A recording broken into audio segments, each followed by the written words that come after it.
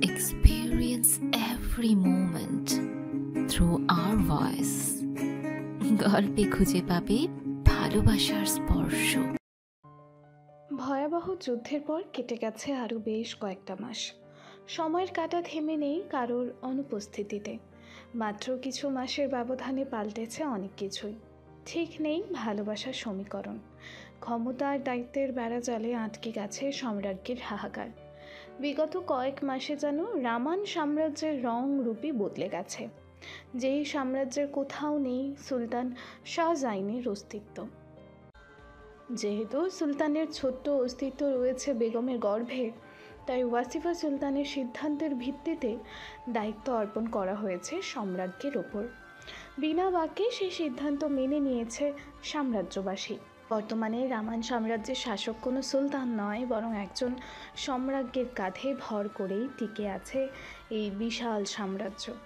সম্রাজ্ঞী এলিজার বিচক্ষণ বুদ্ধিমত্তা আর বৈষম্যহীন বিচার কার্যে মুগ্ধ সাম্রাজ্যবাসী। আনাচে কানাচে শুধু তারই প্রশংসা ধ্বনি উচ্চারিত হয়। তবু দিন শেষে সকলের মনে একটা আক্ষেপ থেকেই যায়, নেই সুলতান শাহজাইন শাহ, কোথাও নেই। যুদ্ধের ময়দান থেকে আর নিজ সাম্রাজ্যে ফেরেননি সে। সাম্রাজ্য জুড়ে ঘোষণা করা হয়েছে তার মৃত্যু সংবাদ। যুদ্ধ শেষে অজানা শত্রুর প্রাণঘাতী আক্রমণে প্রাণ ত্যাগ করেছে সে। তার মৃতদেহটাও নসিব হলো না সাম্রাজ্যবাসীর কপালে। হায় আফসোস! মৃতদেহটাও ঢলে পড়েছে পাহাড়ের অতল গহ্বরে। এতটাই নিষ্ঠুরতা সহ্য করতে হলো তাদের সুলতানকে। মহলে বরাবরের মতোই গুমোট পরিবেশ বিরাজ করছে। সুলতানহীন বিশাল মহল যেন বড্ড ক্লান্ত হয়ে পড়েছে নিজের মাঝে হাজারো ষড়যন্ত্র বিলীন করে। সম্রাজ্ঞীর উচ্চ আসনে বসে আছে এলিজা সুলতান, দাম্ভিকতা তার নয়নে নয়নে। সফেদ তাজ নিজের ক্ষমতার জোর খাটাচ্ছে কালো হিজাবটার ওপরে। সমান পেটটা সামান্য উঁচু হয়েছে, যা ঢোলা ঢোলা গাউনের ওপর দিয়ে খুব একটা ঠাহর করা যাচ্ছে না। পাশেই তলোয়ার হাতে শটান দাঁড়িয়ে আছে আজমাইন মাহতাব। সম্রাজ্ঞীর প্রধান দেহরক্ষক হিসেবে নিযুক্ত করা হয়েছে তাকে। সব সময়ের মতোই নিজের দায়িত্ব নেভাতে তৎপর সে। রাজসভার নীরবতা ভেঙে গম্ভীর গলায় সৈনিকদের উদ্দেশ্যে প্রশ্ন ছুড়েছেন এলিজা সুলতান। মহলের প্রতিটা কামরার সম্মুখে নতুন সেনা নিযুক্ত করা হয়েছে। এগিয়ে এলো একজন সৈনিক, মস্তক নইয়ে বলল, জি মহামান্য। প্রধান ফটকের দ্বার নতুন করে তৈরির কাজ সম্পূর্ণ হয়েছে।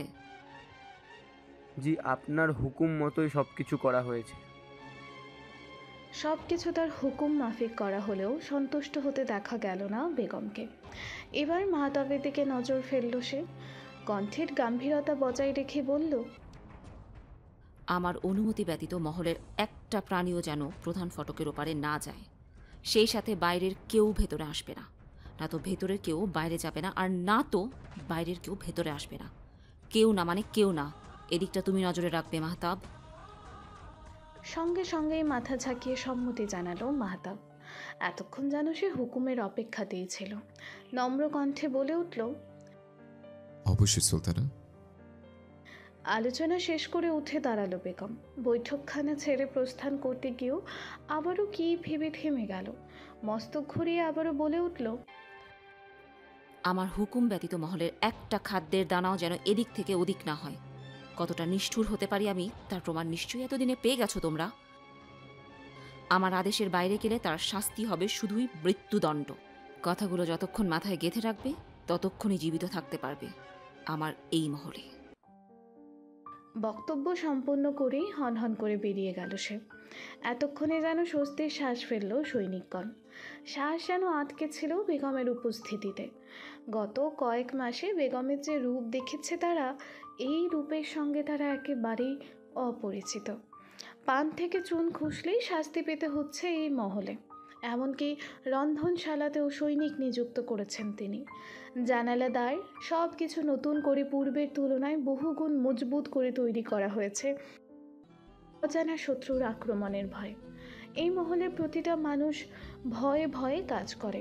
রাজ পরিবারের সদস্যরাও বিরক্ত বেগমের হুকুম নামক জোর জবরদস্তিতে। সুলতান শাহজিল, যে কিনা সাবেক সুলতান এই সাম্রাজ্যের, তাকেও মহলের বাইরে যেতে হলে বেগমের দ্বারস্থ হতে হয়। যার যার নির্ধারিত কামরা ব্যতীত কোথাও স্বাধীন নয় তারা। যুদ্ধের ময়দান থেকে ফিরে আসার পর থেকেই পুরোপুরি বদলে গেছে বেগম। সাম্রাজ্যবাসীর উপর এর বিন্দুমাত্র প্রভাব না পড়লেও ক্ষণে ক্ষণে পড়তে হচ্ছে মহলবাসীকে। মহলের অধিকাংশ মানুষের ধারণা ক্ষমতার লোভে সুলতানকে নিজেই হত্যা করেছে বেগম। তবে এই কথা শুধু চাপা গুঞ্জন হয়েই রয়ে গেছে মহলের চার দেয়ালের আড়ালে। বেগমের গর্ভে সুলতানের সন্তান বেড়ে উঠছে জানার পর থেকেই ওয়াসিফা সুলতান বেগমকে পূর্ণ স্বাধীনতা দিয়েছে। সেখানে তারা কি বলতে পারে? বৈঠকখানা ত্যাগ করে সামান্য এগোতেই বোনের দেখা পেয়ে হাসি মুখে এগিয়ে এলো জার্নাব। নরম স্বরে আওড়ালো, জোভিয়া। বুবু। খানিক চমকালো বেগম। তৎক্ষণাৎ নিজেকে সংবরণ করে পুনরায় কঠিন কণ্ঠে জাহির করলো, তুমি এখানে কিছু বলবে? আমার একটু বাইরে যাওয়ার প্রয়োজন। আমাদের গৃহ থেকে আমার কিছু প্রয়োজনীয় জিনিস আনার ছিল। এখন বাইরে যাওয়া যাবে না। যা যা প্রয়োজন তার একটা তালিকা তৈরি করে রেখো, আনিয়ে দেবো আমি। এখন কামরায় যাও। কথা সম্পন্ন করার মাঝে একটা বার বোনের দিকে তাকালো না পর্যন্ত বেগম। অন্যদিকে দৃষ্টি রেখে সহসায় বাক্য সম্পন্ন করলো সে।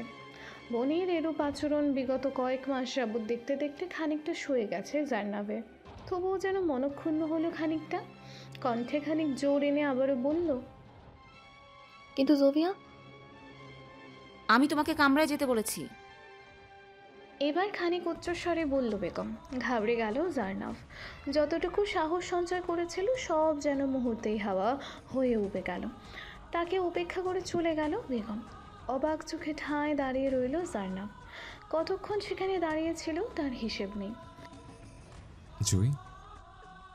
হঠাৎ মাহতাবের ডাকে ধ্যান ফিরল তার। এতক্ষণ যেন একটা ঘোরের মাঝে ছিল সে। তৎক্ষণাৎ এগিয়ে আসে মাহতাবের দিকে, উদ্বিগ্ন কণ্ঠে বলে, আসমাইন, তুমিও অন্তত আমাকে যেতে দাও। জানি না জোভিয়ার কি হয়েছে, কেন যে এমন হয়ে গেল আমার বোনটা, খোদা জানেন। যুদ্ধের ময়দানে কি এমন ঘটেছিল যে এতটা বদলে দিয়েছে আমার বোনটাকে? সুলতানের অকাল মৃত্যু কি তাকে এমন নিষ্ঠুর করে তুলেছে? সুলতানের মৃত্যুর কথা বলতে বলতেই চোখ দুটো ছলছল করে উঠল জার্নাবের। কিঞ্চিত ব্যথা ফুটে উঠল নেত্র যুগলে। তার শাহাদত এভাবে অকালে ছেড়ে গিয়েছিল তাকে, একলা করে দিয়েছিল তাকে। আজ কয়েক বর্ষ পরে সেই একই ঘটনার পুনরাবৃত্তি ঘটল জোভিয়ার সাথেও। সুলতানও চলে গেল তার বোনটাকে ছেড়ে। ভালোবাসারা কেন এত দ্রুত সুখময় দিনগুলো সমাপ্তি টেনে দেয়? সে সময় গলা খাকারি দিল মাহতাব। সে যেন সুলতানের কথা ভেবেই শোকে মূর্ছা গেল। আক্রোশবিহীন বীরের সেই দুই নয়ন শুধু শোকের বাহক। ব্যথিত স্বরে বলল, সুলতান আর নেই। জানো জুই, এই কথা আমি মানতেই পারি না। এই দুঃস্বপ্ন যেন আর ফুরাবার নয়। আনমনা হলো মাহতাব। বিষাদ তাকে ঘিরে ধরেছে যেন আষ্ঠে পৃষ্ঠে। পুনরায় ভেসে এলো জার্নাবের কাতর কণ্ঠ, আমার জন্যই বোধহয় এমন হলো। ভাগ্য আমার খারাপ, বোনটার কপালও বুঝে পুরালাম, না হলে সেই একই ঘটনার পুনরাবৃত্তি। আজও সাহাদের মৃত্যু শোক বয়ে বেড়াচ্ছি আমি। আমার জোভিয়া কি করে বাঁচবে সুলতানকে ছাড়া? কি করে সহ্য করবে এই দহন? সাহাদের কথা তুলতেই তিক্ততা ভর করলো মাহতাবের ভঙ্গিমায়। তড়িঘড়ি করে বলে উঠল, এসব কিছুই নয়। তুমি অযথা নিজেকে দোষারোপ করো না। ভাগ্যের লিখন কেউ খণ্ডাতে পারে না, এটি হয়তো লেখা ছিল। সান্ত্বনা দিচ্ছ আসমাইন?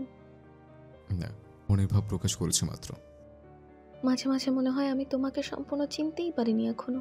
এই অহেতুক ভাবনার কি ব্যাখ্যা আছে বলো তো? আনমনে প্রশ্ন ছুড়ল জার্নাব। পূর্ণ দৃষ্টিতে তার কাজল কালো নয়ন জোড়া পর্যবেক্ষণ করে যাচ্ছে মাহতাব। অথচ এই নয়নের সমস্ত ব্যথা শাহাদের জন্য, তার জন্য নয়। হঠাৎ তার ছেলে দেখা মিলল তার অধর কোণে। ক্ষীণ হেসে অবলীলায় বলে উঠল, সত্যি বলেছ বটে। তুমি আমাকে চিনতে পারোনি। এই আমি শেষ নিঃশ্বাস পর্যন্ত তোমার নিকট অচেনা হয়ে থাকতে চাই। কেন? তীক্ষ্ণ চোখে চাইল জার্নাব। না, এমনি যাও, তোমার কামরায় যাও। তড়িঘড়ি জবাব মাহতাবের। কিন্তু আমি একটু বাইরে যেতে চাই, তুমি দয়া করে আমাকে সাহায্য করো। অনুরোধ করলো জাইনাব। বীরের মন গলল না তার অনুরোধে। নিজের দায়িত্ব থেকে পিছু হটার পাত্র নয় মাহতাব, ভালোবাসার মানুষের অনুরোধেও নয়। সে কঠোর স্বরে আওড়ালো, ফিরে যাও জুই, কারোর বাইরে যাওয়ার অনুমতি নেই। মেহরবানি করে আমাকে তোমার সাথে কঠোর হতে বাধ্য করো না। চটে গেল জাইনাব। আচমকা তিক্ত হতে শুরু করলো তার মুখভঙ্গি। ঝাঁঝালো স্বরে বলে উঠল, কি শুরু করেছো তোমরা এসব? বাইরে কেন যেতে দিচ্ছ না আমাকে? আমি কি শত্রু নাকি তোমাদের? এভাবে গৃহবন্দী হয়ে কতদিন থাকা যায়? হুট করে এভাবে রেগে যাওয়াতে খানিকটা অবাক হলো মাহতাব। জয়ের ব্যবহার কেমন যেন অদ্ভুত লাগে তার নিকট। শাহাদের শোক হয়তোবা, কিন্তু এভাবেই চলতে থাকলে নিজের ভালোবাসার বহিঃপ্রকাশ করা কখনোই হবে না তার। এমনিতেও সে নিশ্চিত বহিঃপ্রকাশ করেও কিছু লাভ হবে না, জয় কখনোই তার হবে না। একরাশ হতাশার দেখা মিলল বীরের নয়নে। তখনই আবারও বেগমের গম্ভীর কণ্ঠ পেয়ে সাথে সাথে মস্তক নইয়ে নিল সে। বেগমের সামনে মস্তক উঁচু করে থাকলেই যে তার জন্য শাস্তি নির্ধারিত করা হবে, শাস্তিতে সে ভয় পায় না। তবে সুলতানের রেখে যাওয়া অমূল্য এই সম্পদের বিরুদ্ধাচরণ করার ইচ্ছে নেই তার। আজকাল অযথাই বড্ড রেগে যাচ্ছ বাবু। এত তাড়া কেন বাইরে যাওয়ার? কোনো বিশেষ কারণ?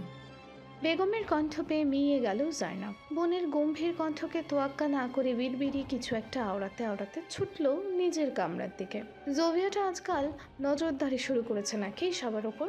তার সাথে মন খুলে দুটো কথা বলাও দায় হয়ে উঠেছে। জোভিয়ার গর্ভে নতুন অতিথি আসতে চলেছে, কিন্তু মেয়েটার কোনো খেয়ালই নেই।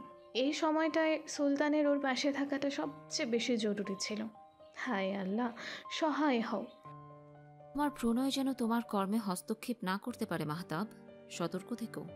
বেগমের কথায় খানিকটা চমকে উঠল মাহতাব। প্রণয়? তবে কি সুলতানা জানে তার মনের কথা?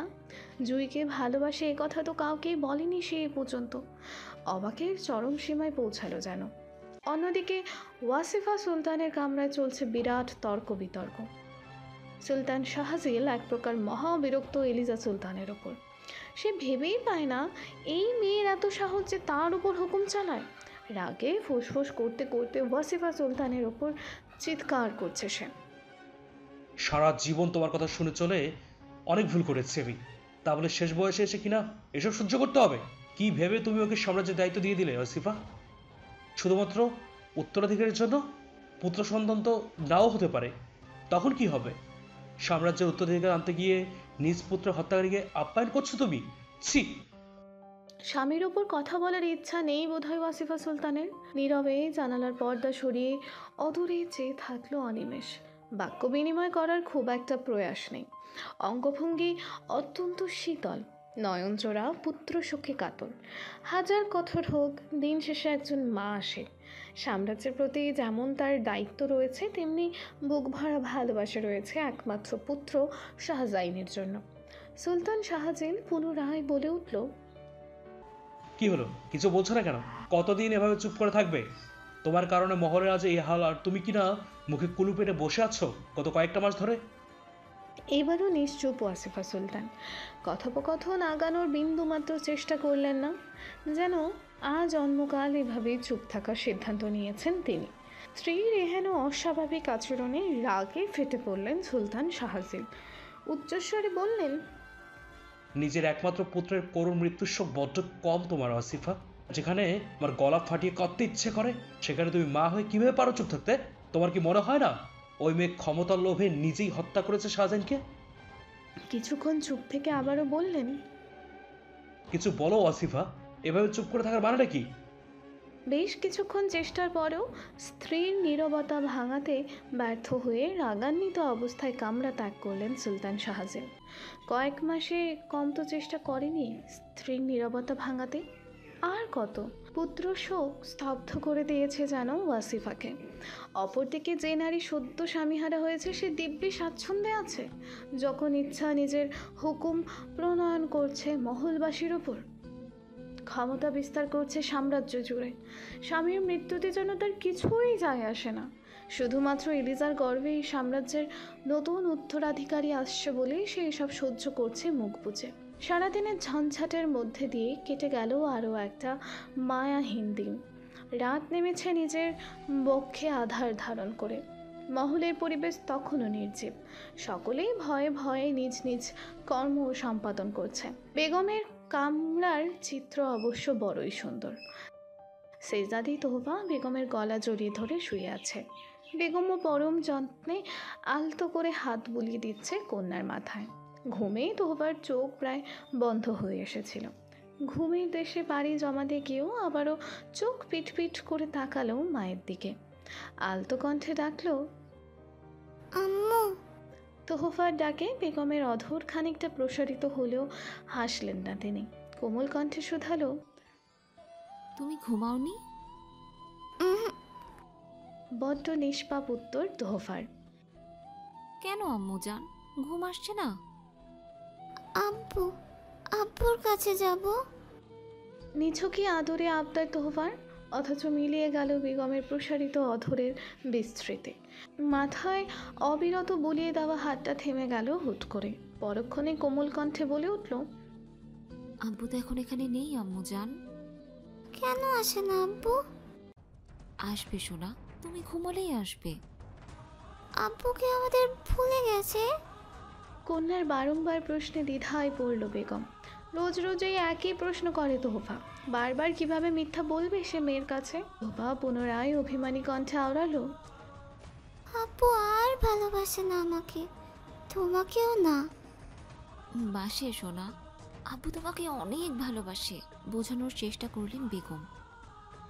আর তোমাকে? আমাকে? কণ্ঠে টান পড়ল বেগমের, বেঁধে যাচ্ছে উচ্চারিত শব্দ। আব্বু পচা, খুব পচা। তোমাকেও ভালোবাসে না, আমাকেও না। তুমিও আমার মতো আরই করে দেবে আব্বুর সাথে, ঠিক আছে? অধর ফুলিয়ে অভিযোগ জানাচ্ছে যেন ছোট্ট সম্রাজ্ঞী। মেয়েকে বুকের সাথে আগলে ধরলেন বেগম। সূক্ষ্ম গলায় বলল, তুমি এখন দ্রুত ঘুমিয়ে পড়ো, তারপর সুন্দর একটা স্বপ্ন দেখবে। সেই স্বপ্নে তোমার আব্বু জানও থাকবে। সত্যি থাকবে? জিজ্ঞাসু স্বর তোহফার। হ্যাঁ, থাকবে তো। খানিকটা থামল বেগম, অতঃপর পুনরায় আনমনে আওড়ালো, সুলতান দেখা করতে আসবে আমার সেই জাতির সাথে। সে আসবে তোমার স্বপ্ন হয়ে, বড় রঙিন সেই স্বপ্ন। আপনাকে আমার ভাইয়ের স্ত্রী হিসেবে শ্রদ্ধা করব নাকি তার হত্যাকারী হিসেবে ঘৃণা করব সম্রাজ্ঞী এলিজা সুলতান? সকাল সকাল শেহজাদে তানহার উচ্চারিত কটূক্তি ভরা বাক্যে বেগম বিচলিত হলো কিনা বোঝা গেল না। সে তার কক্ষের বিশাল দর্পণের সামনে বসে যত্ন সহকারে নিজের সাজসজ্জা করে যাচ্ছিল। হঠাৎ দ্বারে কড়া দেওয়া ব্যতীত কাউকে প্রবেশ করতে দেখে চরম ক্ষিপ্ত হলেও তানহাকে দেখে রাগটা দমন করেছিল। তবে তানহা রেহান ও তিক্ত কথাই সে আশা করেছিল। যেদিন থেকে সে সুলতানকে ছাড়া সাম্রাজ্যে ফিরেছে সেদিন থেকেই সকলের তিক্ত কথা হজম করতে করতে এক প্রকার গাশ হয়ে গেছে। তানহার মতো এই মহলের অনেকেই হয়তো ভাবে সুলতানকে সে হত্যা করেছে ক্ষমতার লোভে, অথচ তারা জানে না এমন হাজার হাজার সাম্রাজ্য সে পায়ে মারিয়ে যেতে পারে তার সুলতানের জন্য। আফসোস, মানুষটা আজ তার সাথে নেই। তানহার দিকে মনোযোগ না দিয়ে পুনরায় নিজের হিজাব ঠিক করতে লাগলো সে। রাগান্বিত তানহা পূর্বের চেয়ে উত্তেজিত স্বরে বলে উঠল, আমার ভাইকে হত্যা করে তার ক্ষমতা পেয়ে বেশ আনন্দেই আছো দেখছি। বিন্দুমাত্র লজ্জা নেই তোমার? আমার স্বামী মারা গেছে মাত্র কয়েক মাস, আর তুমি এভাবে নির্লজ্জের মতন সাজসজ্জায় ব্যস্ত থাকো। আমি সাজসজ্জায় ব্যস্ত থাকলে এই বিশাল সাম্রাজ্য কি তুমি পরিচালনা করো তানহা? দর্পণের দিকে চেয়ে বলল বেগম। রাগে শরীর রিরি করে উঠল তানহার। সারা জীবন যে কোনো পরিস্থিতিতে নির্বিকার থাকা তানহা আজ চিৎকার করে উঠল, এই সাম্রাজ্য, এই ক্ষমতার লোভেই তো নিজের স্বামীকে হত্যা করেছো তুমি। এখন পেটে থাকা সন্তানকে কাজে লাগিয়ে আমার আম্মাকেও বশ করে নিয়েছো। রাগে কামরার সৌন্দর্য বাড়াতে সাজিয়ে রাখা রূপার তৈরি ফুলদানিটা সজোরে আছড়ে ফেলল সে। শব্দ তুলে বেঁকে গেল ফুলদানিটা। ছোট্ট থেকে আম্মার অবহেলা সহ্য করেছে সে, তবে কোনো দিন মুখ ফুটে একবারও প্রতিবাদ করেনি। তার ভাই তাকে এত ভালোবাসা দিয়েছে যে আম্মার অবহেলা তার নিকট ঠুনকো লেগেছে। আর সেই ভাইকে কিনা হত্যা করলো এই তারই প্রিয়তমা স্ত্রী। এই যে সহ্য সীমার বাইরে। আজও যদি সে নীরব থাকে তবে তার ভাইয়ের সে ভালোবাসার মূল্য কবে চোকাবে? বেগম একবার নরম দৃষ্টিতে মেঝেতে গড়াগড়ি করা ফুলদানির দিকে চাইল, পুনরায় তানহার দিকে চেয়ে শান্ত কণ্ঠে বলল, তোমার ভাইয়ের স্ত্রী আমি, তোমার গুরুজন। আমার সামনে তোমার এরকম দুর্ব্যবহার শোভা পায় না। সশব্দে কেঁদে উঠল তানহা। কেন আমার ভাইয়ের জীবনে এলে তুমি? কেন? না তো তুমি আমার ভাইয়ের জীবনে আসতে, আর না তো আমার ভাইকে এত দ্রুত। তোমার অভিযোগ শেষ হলে তুমি যেতে পারো তানহা, আমার এখনো তৈরি হওয়া বাকি। স্বাভাবিক ভঙ্গিতে কথাকানা বলতে বলতে উঠে দাঁড়ালো বেগম। খুনি তুমি, খুনি, আমার ভাইয়ের খুনি। কোনোদিন তোমাকে ক্ষমা করব না আমি। এই সন্তান যতদিন তোমার গর্ভে আছে ততদিনই তুমি নিরাপদে সুখ করে নাও। আমার ভাইয়ের অংশ যেদিন তোমার পেটের মায়া ত্যাগ করবে সেই দিনই তোমাকে হত্যা করব আমি। তুমি ভুলে গেছো আমিও একজন শেহজাদি, অস্ত্রবিদ্যা আমিও জানি। তাছাড়া তুমি কি ভেবেছো আমার আম্মা তোমাকে ক্ষমতা দিচ্ছে, স্বাধীনতা দিচ্ছে, স্বেচ্ছাচারিতা করার অধিকার দিচ্ছে বলে সে তোমাকে ছেড়ে দেবে? কখনোই না। বরং তোমাকে সুযোগ দিচ্ছে তোমার গর্ভে থাকা আমার ভাইয়ের সন্তানের জন্য, একজন উত্তরাধিকারের জন্য। যতক্ষণ পর্যন্ত উঠতে পারো উড়ে নাও। ভ্রুক্ষেপ করল না বেগম। এই সম্পর্কে সে পূর্ব থেকেই অবগত, ভালোই জানে সকলের মনোভাব। কেন এখনো তার উপর আঁচড় পড়েনি? তাচ্ছিল্য হেসে মেঝে থেকে ফুলদানিটা তুলে সাজিয়ে রাখতে রাখতে হঠাৎই হাঁক ছাড়ল। তোফা, আম্মুজান, এদিকে এসো তো, দেখো কে এসেছে।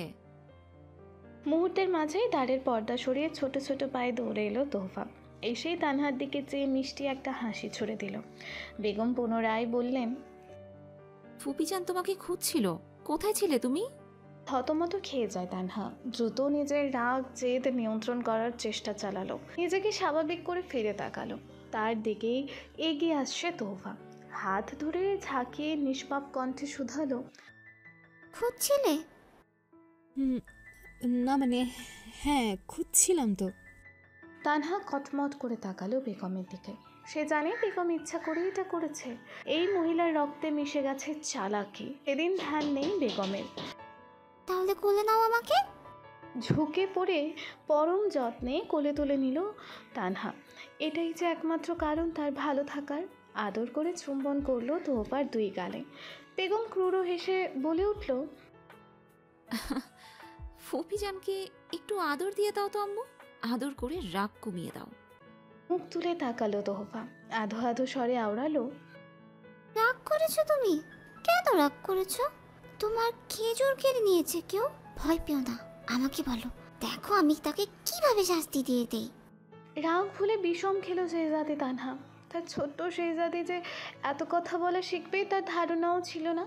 এত এত দুঃখের মাঝে এই উপহারটা বড় প্রশান্তি দেয় তার ভেঙে যাওয়া হৃদয়টাকে। তখনই বাইরে থেকে মাহতাব তার জার্নাবের জোরালো কণ্ঠ ভেসে আসতে লাগলো। বেগমের দিকে একবার রাগান্বিত দৃষ্টি নিক্ষেপ করেই তোহফাকে নিয়ে বেরিয়ে গেল শেহজাদি তানহা।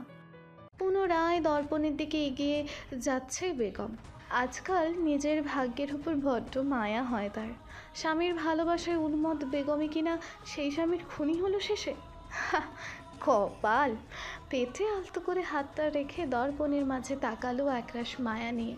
সে অনুভব করতে পারছে তার ভিতরে বেড়ে ওঠা নিষ্পাপ অস্তিত্বকে। অশ্রু এসে জমল নেত্রযুগলে। জড়িয়ে আসা কণ্ঠে বিড়বিড়িয়ে বলল, স্বার্থপর, স্বার্থপর এই সাম্রাজ্য। উত্তরাধিকার চাই তাদের, যে কোনো মূল্যে উত্তরাধিকার চায়। সকলের একটাই আশা, পুত্র সন্তান, যে হবে এই সাম্রাজ্যের পরবর্তী সুলতান। জানি এই বাচ্চার জন্যই এখনো জীবিত আছি আমি। বাচ্চা ভূমিষ্ঠ হতেই প্রয়োজন ফুরিয়ে যাবে আমার। নিকৃষ্ট রূপ প্রকাশিত হবে সকলের। আমার সেই দুর্দিন বড়ই নিকটে অবস্থান করছে। শীঘ্রই এই রাজ পরিবারের মানুষগুলোর ভয়াবহ নিষ্ঠুরতার শিকার হতে হবে আমাকে। আমার তোফা কি থাকতে পারবে আমাকে ছাড়া? ততক্ষণে বাইরে চিৎকার চেঁচামেচি দ্বিগুণ বেড়ে গেছে। প্রবল আকার ধারণ করেছে জার্নাবের উচ্চকণ্ঠ, কি সাথে সমানে মাহতাবের কণ্ঠ আসছে। ধীরে ধীরে শেহজাদি তানহা, মামা হাদিদ, সুলতান শাহজিল, রাধুনী হাফসা, ফায়জা সহ সকলের কণ্ঠ শ্রবণ গোচর হচ্ছে। কি হচ্ছে বাইরে উপলব্ধি করতে পারল না সে। দ্রুত অস্ত্র মুছে কোমরের বন্ধনীতে তলোয়ার গুজে কামরা ছেড়ে বেরিয়ে এলো। মহলের বিশাল বিশাল প্রস্তুত স্থানগুলো বড় বড় পা ফেলে পার করে এসে রন্ধনশালার থেকে কিছুটা দূরে দাঁড়িয়ে পড়ল। রন্ধনশালার সম্মুখে বিশাল জটলা, চিৎকার চেঁচামেচি প্রকট আকার ধারণ করেছে।